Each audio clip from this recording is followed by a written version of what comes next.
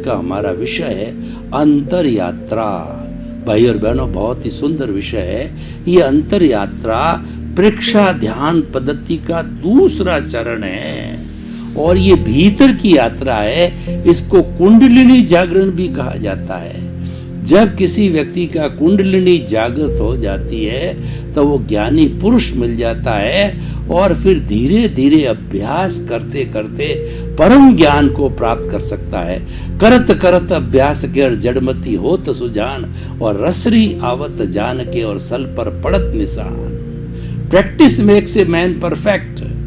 व्यक्ति सबसे पहले सम्यक दर्शन को प्राप्त कर लेता है, सम्यक ज्ञान को प्राप्त कर लेता है, यानी वो अच्छी तरह से किसी भी मकान की जो है फुल प्रूफ नींव लगा देता है, भूकंप प्रूफ नींव लगा देता है। तो उसके बाद कितनी मंजिलें उस पर वो धीरे धीरे लगा करके और अपने हाईएस्ट ऊंचाई जितना उसका लक्ष्य है उसके तक पहुंच सकता है।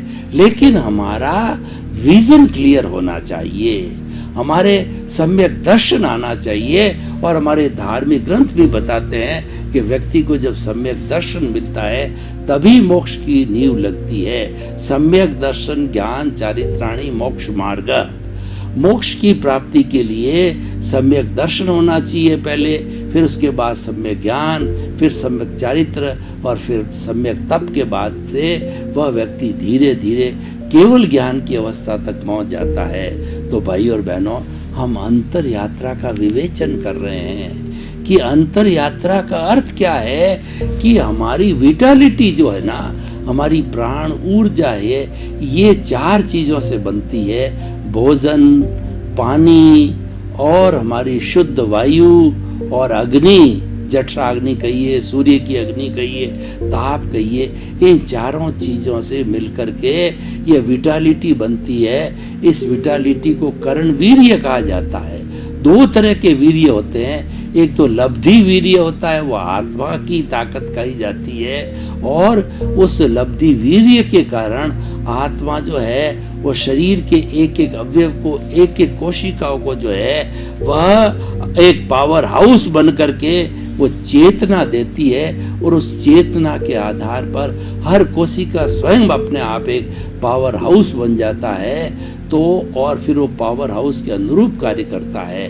तो जो है ये हमारा अंतर चेतना जो है ये जागृत होने पर, कुंडलिनी जागृत होने पर हमारी जो विटालिटी है उस विटालिटी को हम नष्ट नहीं करते हैं। और जिस व्यक्ति को सम्यक दर्शन नहीं है वह इस जो है विटालिटी को, इस प्राण ऊर्जा को मनोरंजन में, पांच इंद्रियों के सुख में, भोग विलास में खर्च कर देता है। और वह विटालिटी अन्य पंचेंद्रिय जीवों के जो है पशुओं पक्षियों के भी बनती है, वाइल्ड एनिमल्स के बनती है, लेकिन वह जो है उसका दुरुपयोग करके खर्च कर देते हैं। उनके लिए कहा गया है कुकर सूकर करत हैर खान पान रस भोग, तुलसी वृथा न कोइये ये तन भजने योग। यानी मनुष्य के लिए कहा गया है कि कुंडलिनी जागरण करके तुम प्रभु भक्ति करो और तुम्हारा जितना कर्ण वीर्य है, जितनी जितनी विटालिटी है उसको मनोरंजन में, इंद्रिय सुख में, भोग में,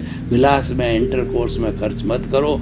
और भी बहुत सी चीजें करने के लिए, समाज सेवा है, स्वयं का अध्ययन है, निज स्वरूप के अंदर आना है और जो अच्छा अच्छा स्वाध्याय करना है उसमें उपयोग करो। तो इसीलिए कुंडलिनी जागरण है ये हमारी विटालिटी का सदुपयोग करने के लिए। और जहाँ विटालिटी का समुंदर है, दरिया है, तालाब है, उस विटालिटी को शिफ्ट करना जहाँ इसका उपयोग है, क्योंकि जहाँ पर इकट्ठी हुई है वहाँ पे इसका उपयोग नहीं है, वह तो ऑटोमेटिकली जो है मनोरंजन से खर्च कर ली जाती है। तो भाई और बहनों, ये पहले तो मैं इसका कॉन्सेप्ट आपको बताऊंगा, फिर प्रयोग करके बताऊंगा कि हमारा जो रीढ़ की हड्डी है, जो स्पाइन, उसके अंदर जो है एक सफेद धागा होता है जो स्पाइनल कॉर्ड कहा जाता है। और उस स्पाइनल कॉर्ड से हमारे शरीर के अंदर जितनी जितनी लाखों वेन्स होती है उन सब वेन्स के कनेक्शन इस तरीके से होते हैं। किसी बड़ी फैक्ट्री के अंदर कोई भी जो है उसका जो कंट्रोल बोर्ड होता है, उस बोर्ड में सारे कनेक्शन होते हैं, मीटर्स लगे हुए होते हैं, स्विचेस लगे होते हैं, और एक व्यक्ति सेंट्रल बोर्ड में बैठ करके और वो सारा फैक्ट्री का नियंत्रण करता है, उत्पादन का। तो भाई और बहनों, ये सारा जो है हमारा जो स्विच बोर्ड है, वह सारा हमारा ये सुषुम्ना है।